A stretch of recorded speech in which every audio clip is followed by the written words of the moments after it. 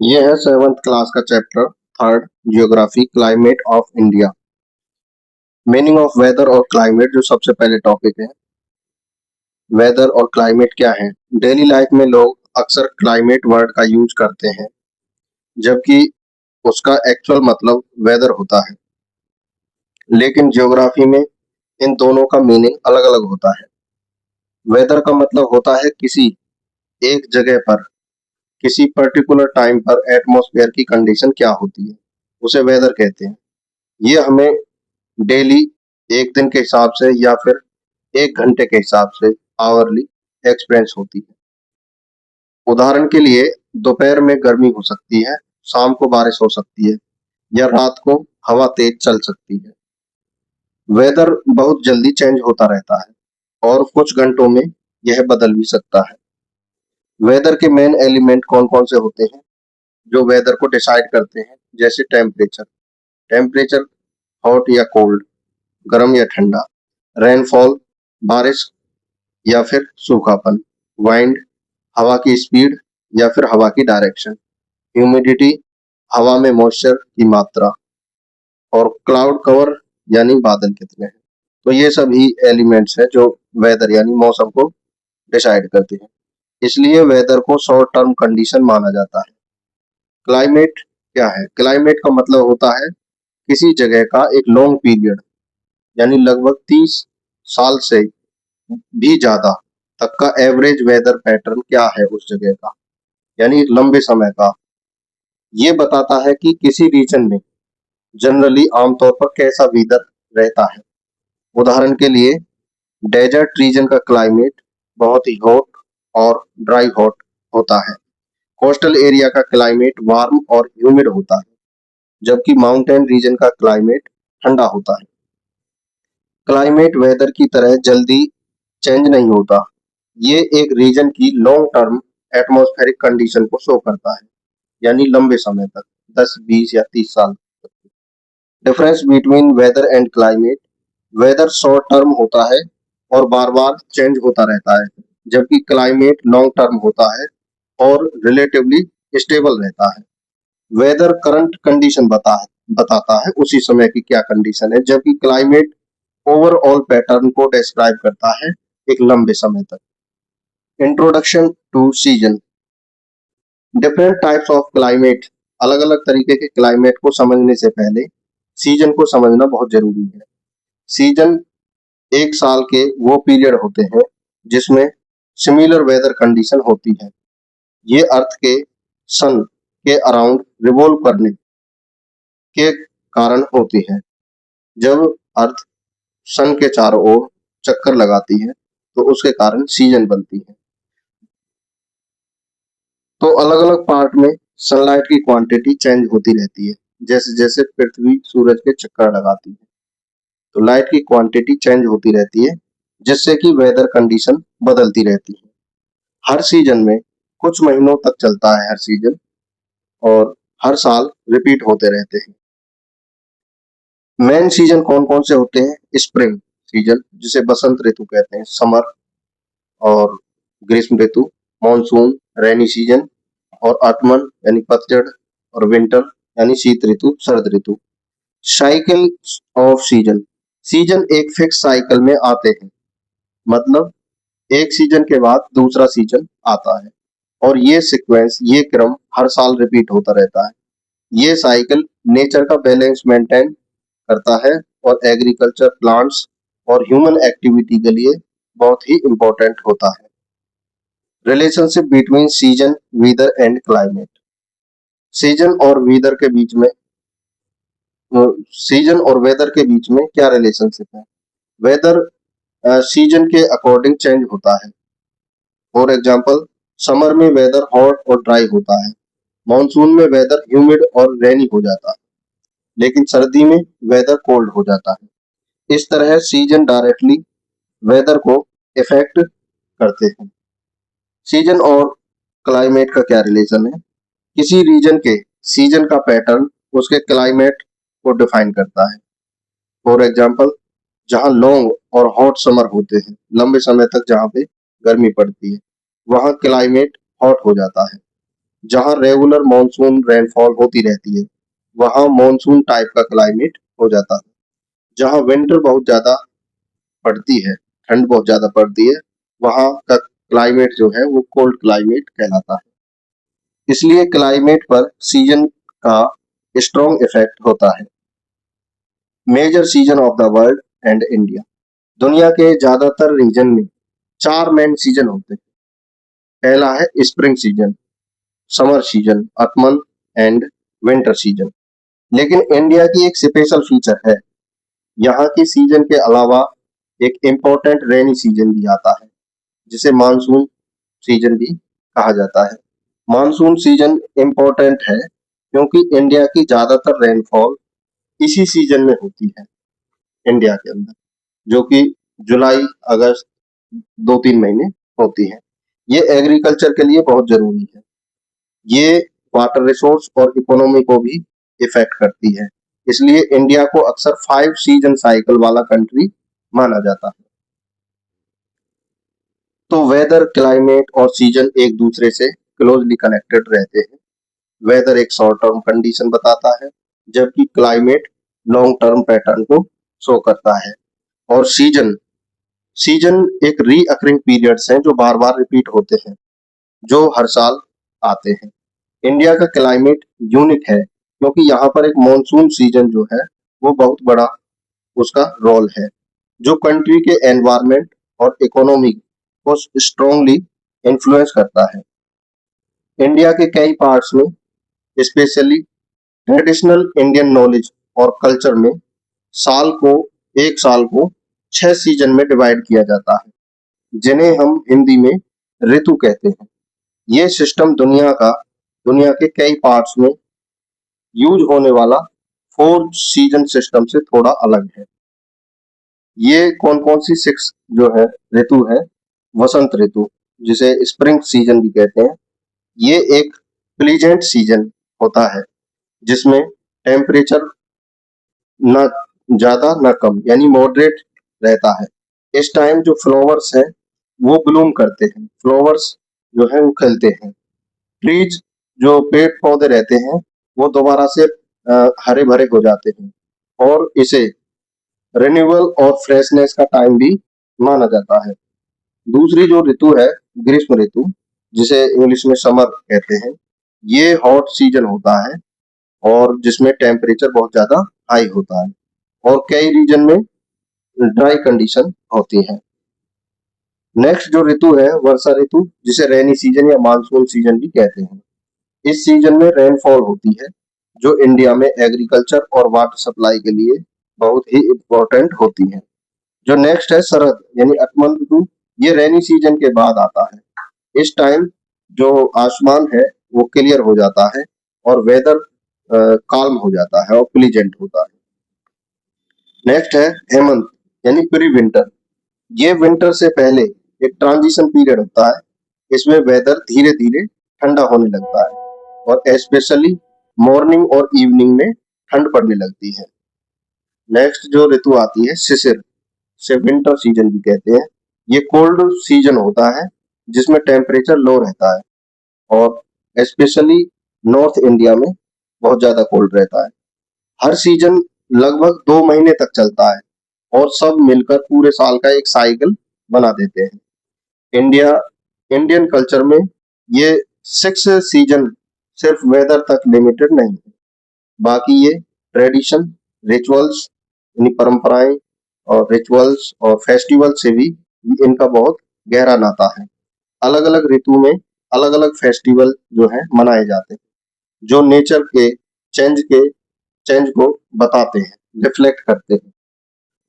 For example, Vasant Panchami spring season में celebrate किया जाता है, मनाया जाता है। ये नॉलेज, लर्निंग और स्प्रिंग के अराइवल से रिलेटेड है, वसंत पंचमी। नेक्स्ट है शरद पूर्णिमा।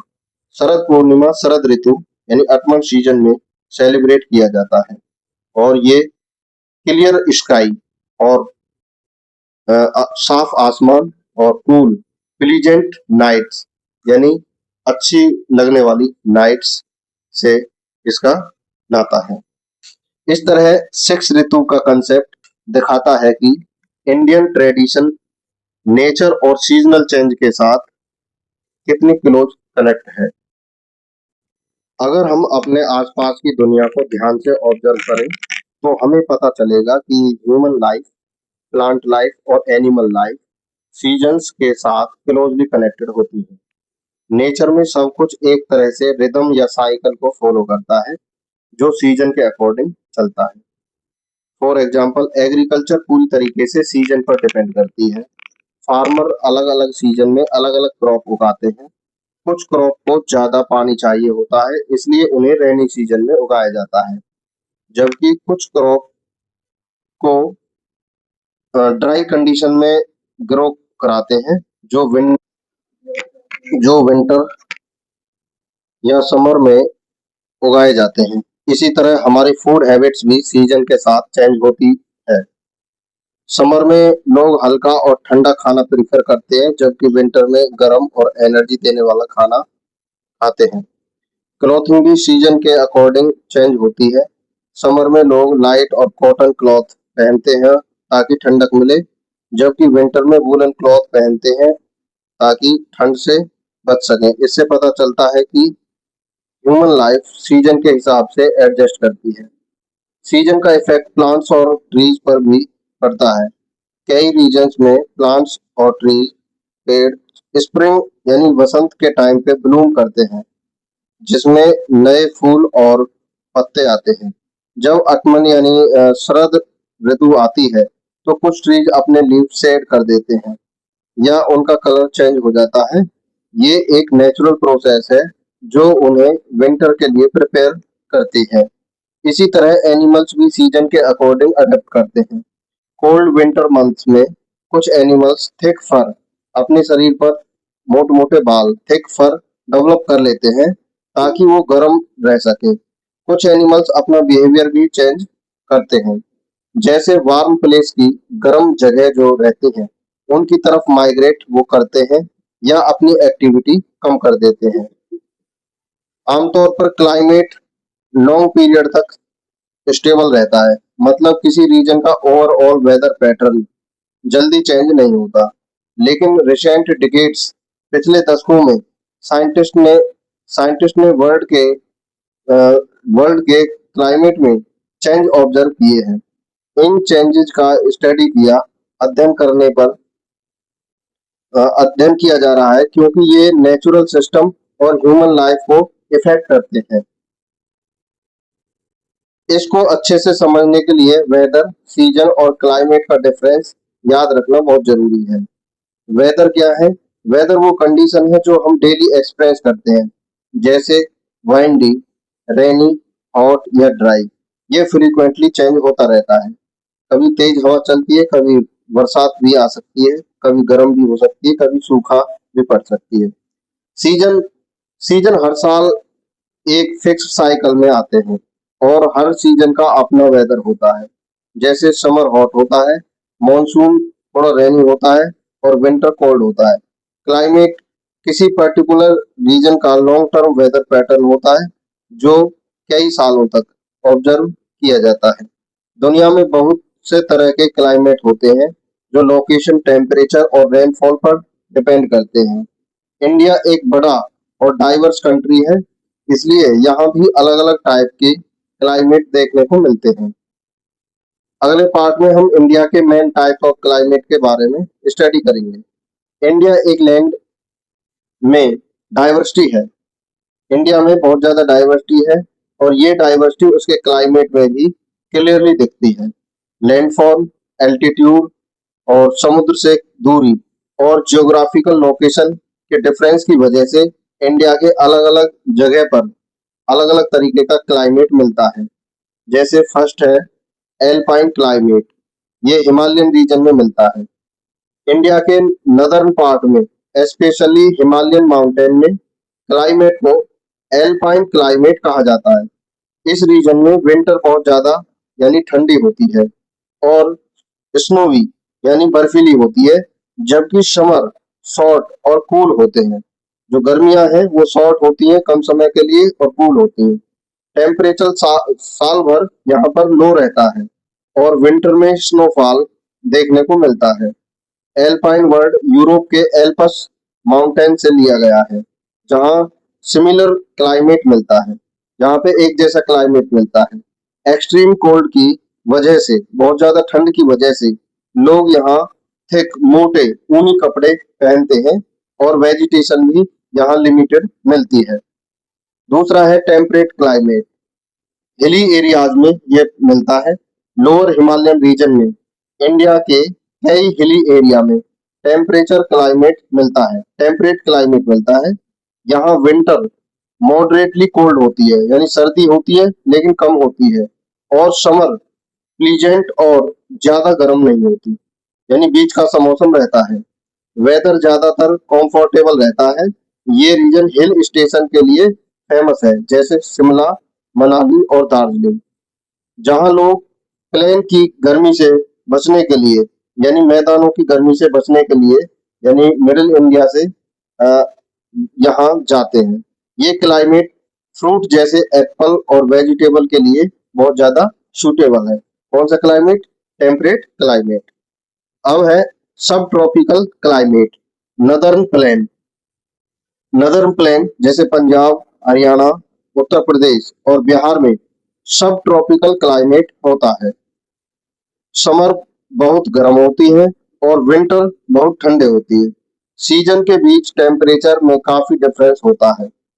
ज्यादा रेनफॉल मॉनसून सीजन में होती है। मॉनसून सीजन में बहुत ज्यादा वर्षा होती है और ये रीजन बहुत उपजाऊ होते हैं, फर्टाइल होते हैं और एग्रीकल्चर के लिए बहुत ही इम्पोर्टेंट होते हैं।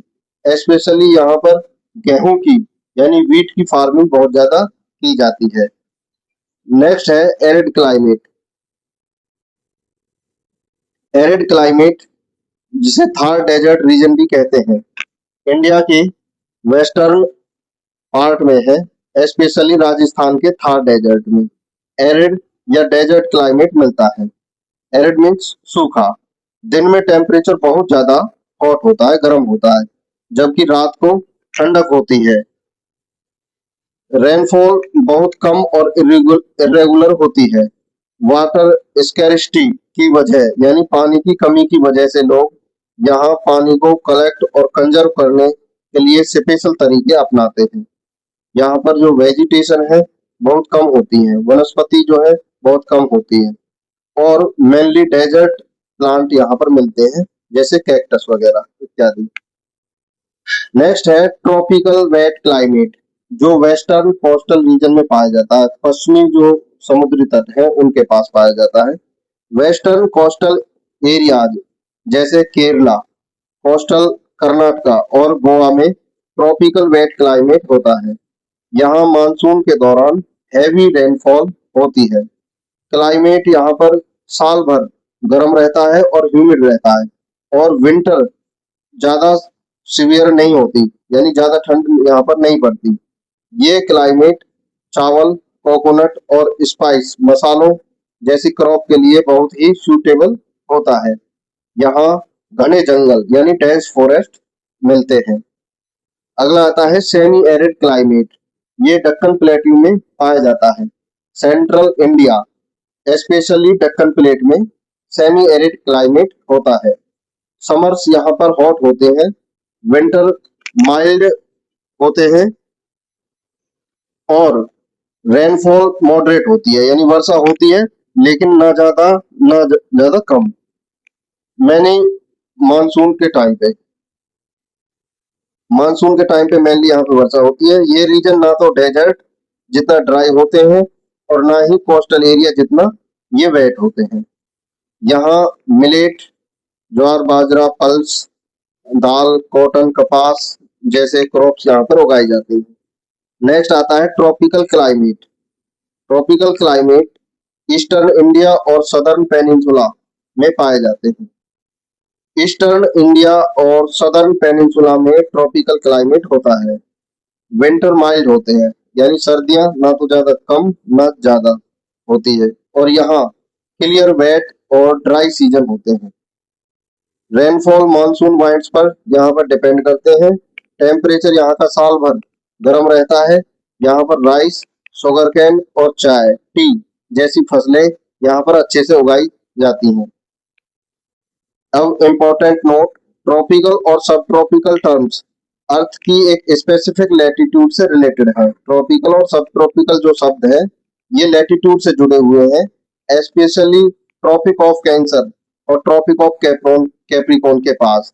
ये लाइन अर्थ को डिफरेंट क्लाइमेटिक जोन में डिवाइड करती है, जिसे आप आगे डिटेल में भी पढ़ेंगे। तो इस प्रकार इंडिया में डिफरेंट टाइप के क्लाइमेट मिलते हैं, क्योंकि यह एक बड़ा और डाइवर्स कंट्री है। कोल्ड हिमालय से लेकर हॉट डेजर्ट तक और ह्यूमिड कोस्टल एरिया से लेकर ड्राई प्लेट्यूज तक हर रीजन का अपना एक यूनिक क्लाइमेट होता है। ये डाइवर्सिटी लोगों की लाइफस्टाइल, एग्रीकल्चर, वेजिटेशन और कल्चर को इन्फ्लुएंस करती है। फैक्टर डिटरमाइनिंग द क्लाइमेट, वो कौन कौन से फैक्टर हैं जो क्लाइमेट को डिटरमाइन करते हैं। एक आता है लैटिट्यूड। दुनिया के अलग अलग रीजन में डिफरेंट टाइप्स के क्लाइमेट्स मिलते हैं। ये डिफरेंस कई फैक्टर की वजह से होते हैं। कुछ फैक्टर्स ग्लोबल लेवल पर काम करते हैं, पूरी अर्थ पर इफेक्ट डालते हैं, जबकि कुछ रीजनल या लोकल लेवल पर काम करते हैं। इनमें से एक इम्पोर्टेंट फैक्टर है लैटिट्यूड। लैटिट्यूड का मतलब होता है इक्वेटर से किसी प्लेस की डिस्टेंस कितनी है, जो डिग्री में मापी जाती है। इसे हम पता लगा सकते हैं कि कोई जगह इक्वेटर के कितनी पास है या कितनी दूर है। इक्वेटर के पास वाले प्लेस को लो लैटिट्यूड में रखते हैं। पोल के पास वाले जगह हाई लैटिट्यूड्स में रखी जाती हैं। Effects of latitude on climate. Latitude किसी प्लेस के टेम्परेचर को डिटरमाइन करता है, जो डायरेक्टली उसके क्लाइमेट को भी इफेक्ट करता है। इक्वेटर के पास वाले एरिया ज्यादातर वार्म गर्म होते हैं और पोल के पास वाले एरिया ठंडे होते हैं।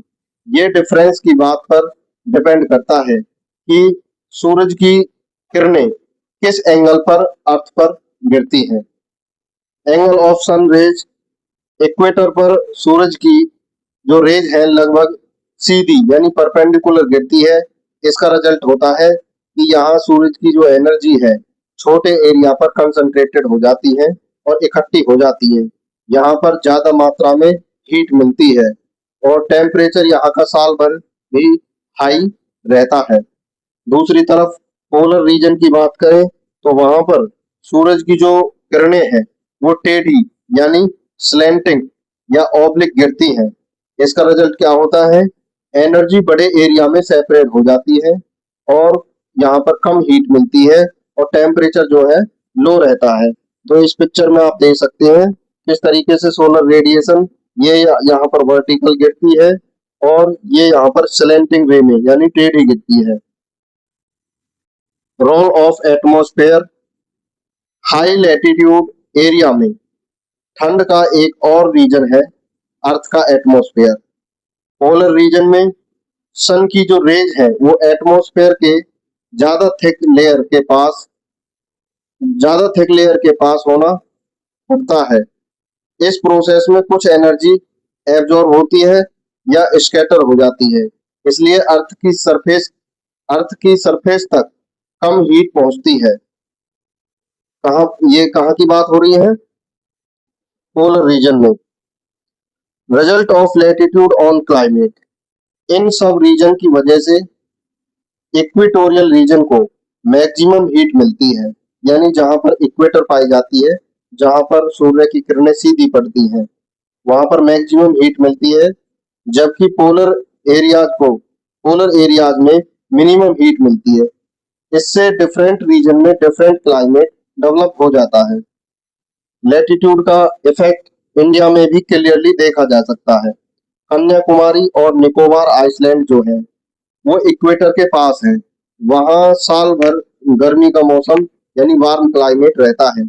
श्रीनगर जैसे नदर्न प्लेस जो इक्वेटर से ज्यादा दूर है, वहां पर ज्यादा ठंड होती है। तो इस प्रकार लैटिट्यूड क्लाइमेट को डिटरमाइन करने वाला एक इम्पोर्टेंट फैक्टर है, क्योंकि ये डिसाइड करता है कि किस रीजन को सन की कितनी हीट मिलेगी।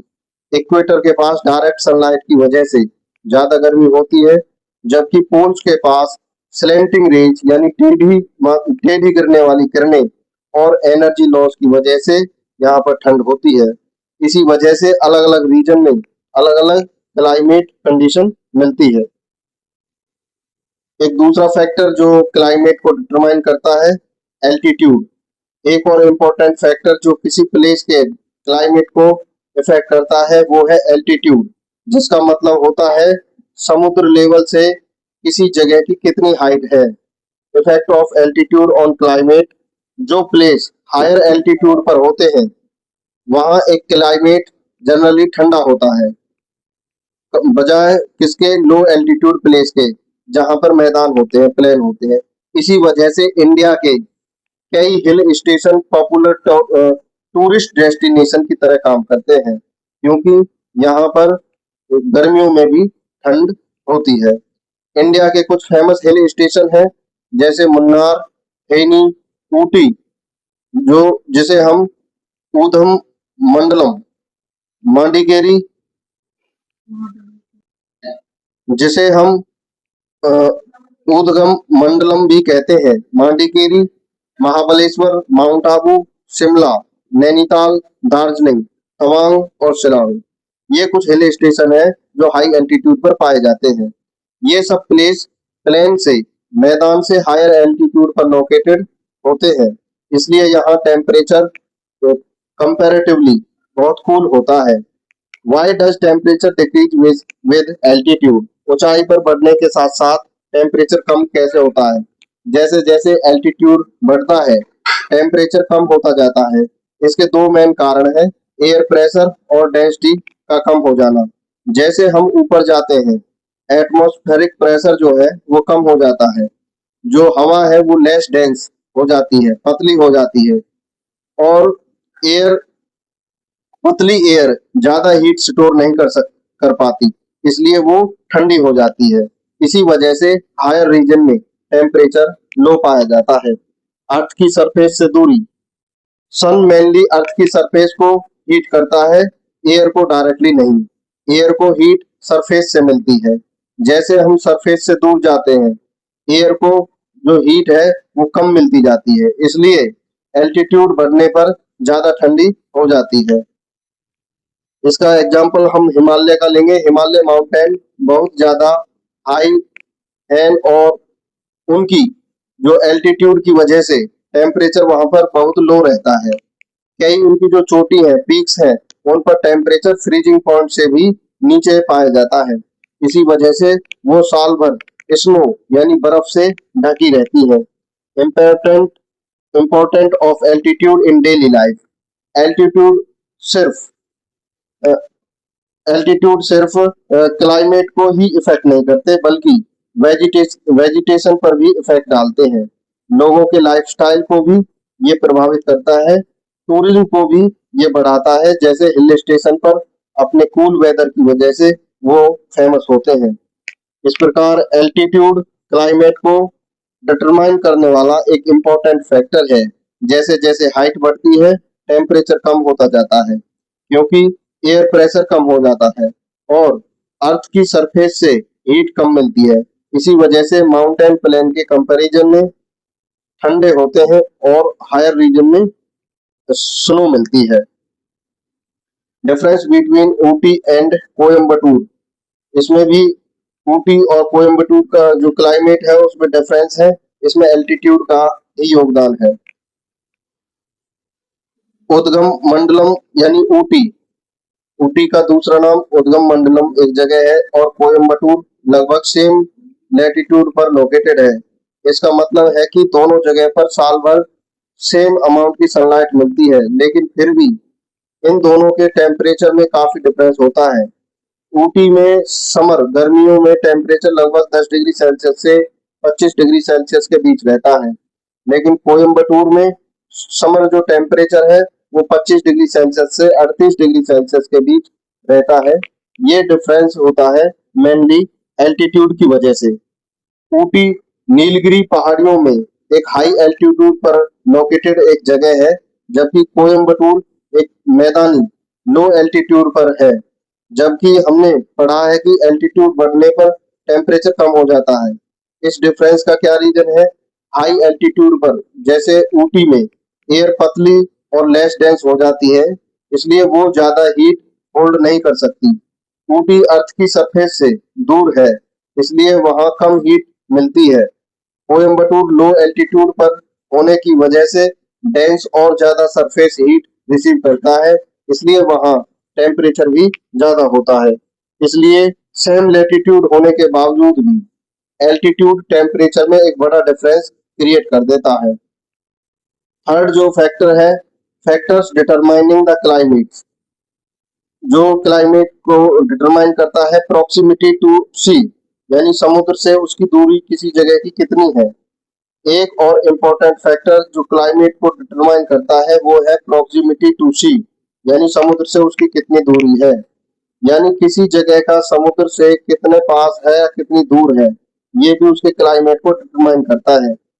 कोस्टल एरिया पर इफेक्ट, जो प्लेस समुद्र के पास होते हैं उन्हें कोस्टल रीजन कहा जाता है, और वहाँ का जो क्लाइमेट है वो मॉडरेट होता है, यानी बीच का सा होता है। समर बहुत ज्यादा यहाँ पर गर्म नहीं होती, और विंटर भी यहाँ पे बहुत ज्यादा ठंडी नहीं होती। टेम्परेचर रेंज जो है वो कम होती है, यानी जो मैक्सिमम और मिनिमम टेम्परेचर का डिफरेंस है वो भी कम होता है। इसलिए ये इसलिए होता है क्योंकि सी टेम्परेचर को कंट्रोल या मॉडरेट बना देता है। Why does she moderate the temperature?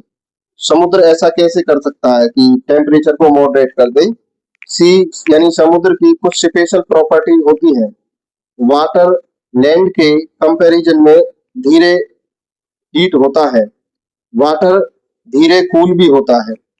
तो समर के टाइम में जो जमीन होती है, लैंड होती है, वो जल्दी हीट हो जाती है।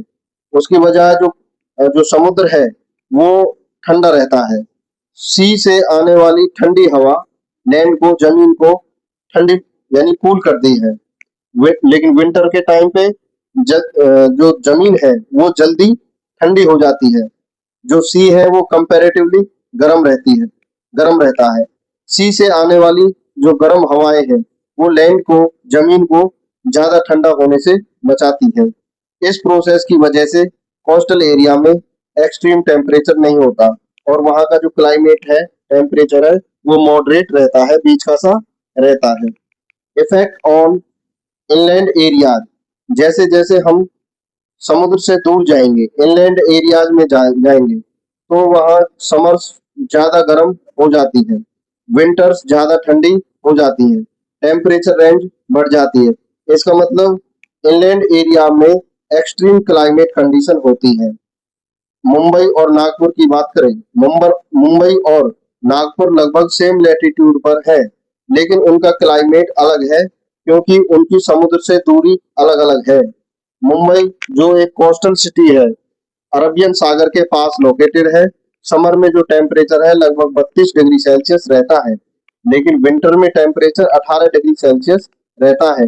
टेम्परेचर रेंज का जो है वो लगभग 14 डिग्री सेल्सियस है। यहाँ का क्लाइमेट जो है वो बीच का सा है, मॉडरेट है। लेकिन नागपुर की बात करें, जो एक इनलैंड सिटी है, जो समुद्र से काफी दूर है, सी से काफी दूर होने की वजह से समर का टेम्परेचर 44 डिग्री सेल्सियस तक पहुंच सकता है। विंटर टेम्परेचर लगभग 10 डिग्री सेल्सियस तक गिर जाता है। तो टेम्परेचर रेंज जो है, टेम्परेचर का डिफरेंस है जो, वो लगभग 34 डिग्री सेल्सियस हो जाता है। तो इस प्रकार यहाँ का जो क्लाइमेट है वो एक्सट्रीम होता है। इस प्रकार क्लाइमेट को कई फैक्टर्स इफेक्ट करते हैं, जैसे एल्टीट्यूड और distance from sea. Same latitude पर होने के बावजूद भी, जैसे ऊटी और कोयम्बटूर या मुंबई और नागपुर, उनका क्लाइमेट डिफरेंट हो सकता है। हाई एल्टीट्यूड वाले एरिया ठंडे होते हैं, जबकि सी के पास वाले जो एरिया होते हैं वो मॉडरेट क्लाइमेट के होते हैं, जहाँ टेम्परेचर में ज्यादा वेरिएशन नहीं दिखाई देती। अगला जो फैक्टर है वो जो उसको डिटरमाइन करता है, introduction to wind. Wind climate को इफेक्ट करने वाला एक बहुत ही इंपॉर्टेंट फैक्टर है। वाइंड मीन्स हवा। वाइंड का मतलब होता है हवा का एक जगह से दूसरी जगह पर मूव करना। ये हवा अपने साथ अलग अलग तरह के एयर मास लेकर जाती है और वार्म या कूल, ड्राई या मॉइस्ट हो सकती है। जो हवा का जो है एयर मास, हवा का झोंका, वो वार्म हो सकता है, कूल हो सकता है, ड्राई और मॉइस्ट भी हो सकता है। इसी वजह से वाइंड की किसी रीजन के टेम्परेचर, ह्यूमिडिटी और वहां के रेनफॉल पर स्ट्रॉन्ग इफेक्ट डालती है। वाइंड और टेम्परेचर का क्या कनेक्शन है? वाइंड एक जगह से दूसरी जगह गर्म या ठंडी हवा लेकर आती है, जिससे टेम्परेचर चेंज होता है। उदाहरण के लिए पंजाब, हरियाणा, राजस्थान और मध्य प्रदेश जैसे जो राज्य है, वो अक्सर वेस्ट से आने वाली जो वाइंड है वो मिलती है। ये वाइंड अरबिया के डेजर्ट और अफगानिस्तान के एरिया से ट्रेवल करके आती है। इस जर्नी के दौरान ये वाइंड बहुत ज्यादा गर्म हो जाती है और ड्राई हो जाती है। जब ये वाइंड समर सीजन में इंडिया पहुंचती है, तो ये सिवियर हीट वेव क्रिएट करती है, यानी ये लू में कन्वर्ट हो जाती है, गर्म लू में, जिससे टेम्परेचर बहुत ज्यादा बढ़ जाता है।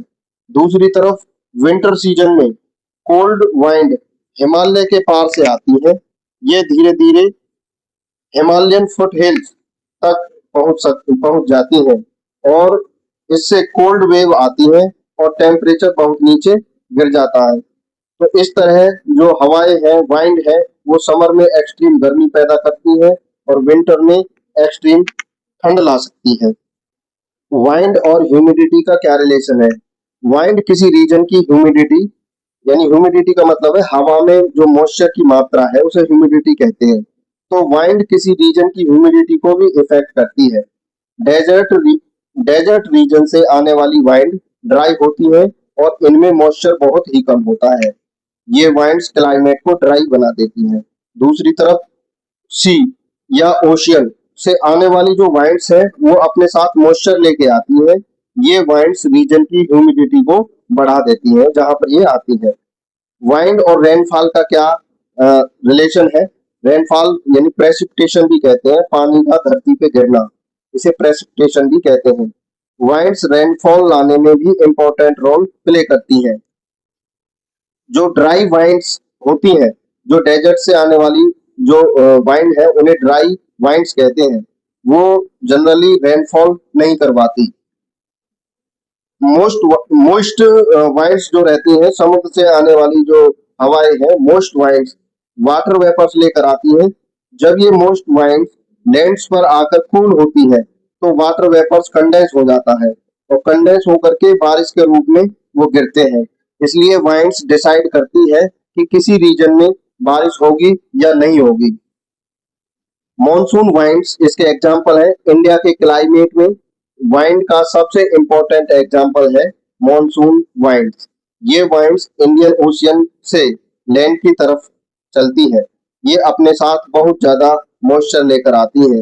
इंडिया पहुंचने पर ये हैवी रेनफॉल करवाती है, स्पेशली रेनी सीजन में। यहाँ पर इसमें देखो पिक्चर में ये वाइंड्स इस तरीके से आती है और यहाँ कुछ टकराती है, कुछ वापस जाती है, तो यहाँ पे टकरा करके ये वर्षा लाती है।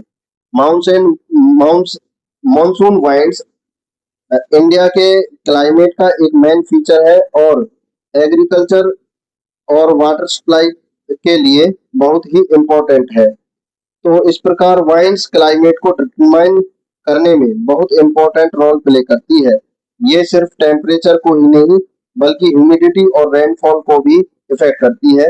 ड्राई वाइंड्स गर्मी और सूखापन लाती है, जबकि मोस्ट वाइंड जो रहती है वो बारिश और ह्यूमिडिटी बढ़ाती है।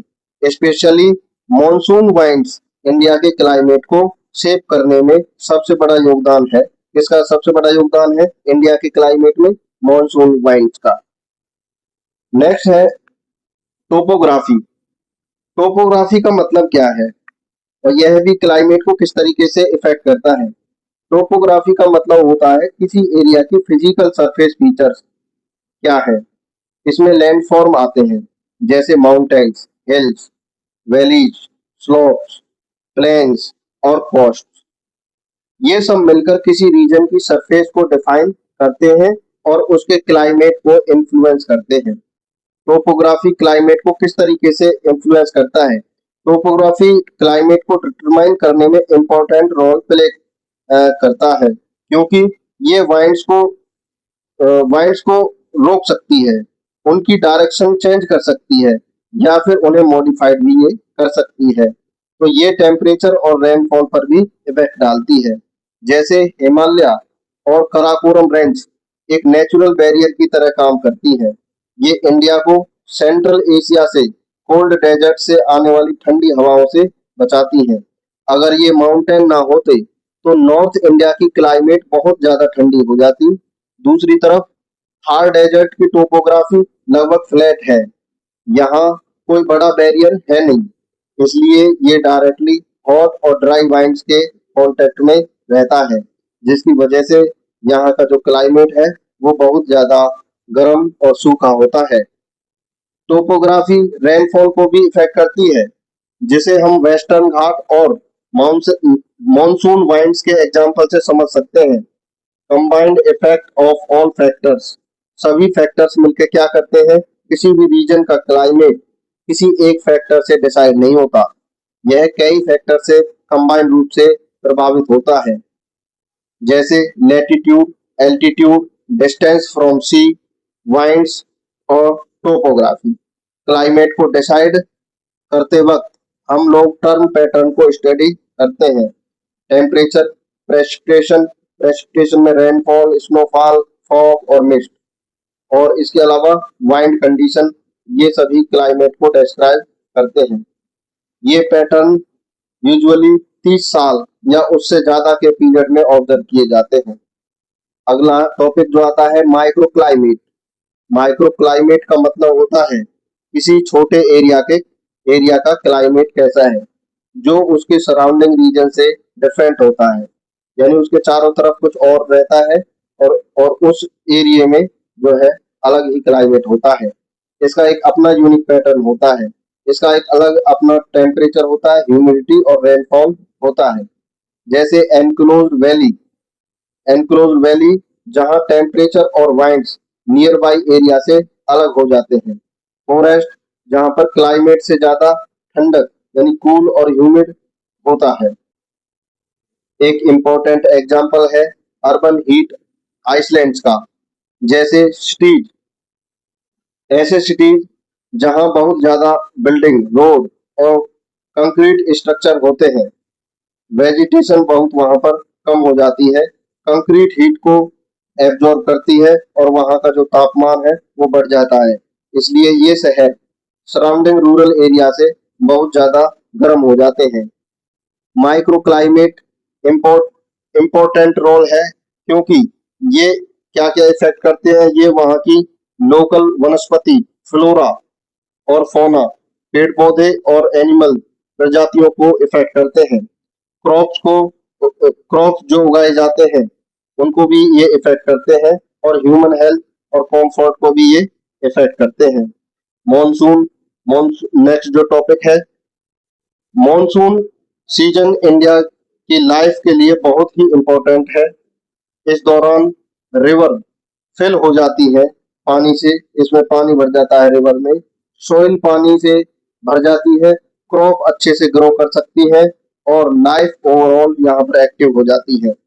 मॉनसून शब्द अरबिक भाषा से यानी मौसम से आया है, मौसम शब्द से आया है, जिसका मतलब होता है सीजन। साइंटिफिक सेंस में यदि बात करें, ये सीजनल वाइंड को रेफर करता है जो Indian ocean, south Asia, Africa और ऑस्ट्रेलिया के रीजन में चलती है। Basic mechanism of monsoon. Monsoon system थोड़ा कॉम्प्लेक्स है, लेकिन इसका बेसिक प्रिंसिपल सिंपल है। लैंड वाटर के कंपैरिजन में जल्दी हीट होती है और जल्दी ही कूल होती है। इसी डिफरेंस की वजह से ये चेंज होते हैं। क्या क्या चेंज हो सकते हैं, टेम्परेचर, एयर प्रेशर और wind direction. Monsoon temperature, pressure और वाइंड मूवमेंट के रिलेशन को क्लियरली शो करता है। समर मानसून, साउथ वेस्ट में जब समर स्टार्ट होता है तब एशियन लैंड मास जल्दी हीट हो जाता है। इससे लैंड पर, जमीन पर लो प्रेशर एरिया बन जाता है। ओशियन उसके कंपैरिजन में ठंडे रहते हैं, इसलिए वहां हाई प्रेशर क्रिएट हो जाता है। एयर हमेशा हाई प्रेशर से लो प्रेशर की तरफ ही मूव करती है, इसलिए जो वाइंड्स रहती है वो ओशियन से जमीन की तरफ चलती हैं। ये वाइंड्स अपने साथ बहुत सारा मॉइस्चर लेकर आती हैं। जब ये मॉइस्ट एयर लैंड पर पहुंचती है तो मॉइस्चर कंडेंस हो जाता है और हैवी रेनफॉल करता है। इससे समर या साउथ वेस्ट मॉनसून कहा जाता है, क्योंकि वाइंड्स साउथ वेस्ट डायरेक्शन से आती हैं। इंडिया में मॉनसून वाइंड्स जून के अर्ली जून में सदर्न टिप से एंटर करती है, धीरे धीरे नॉर्थ की तरफ ये बढ़ती रहती है, हिमालय की तरफ बढ़ती रहती है।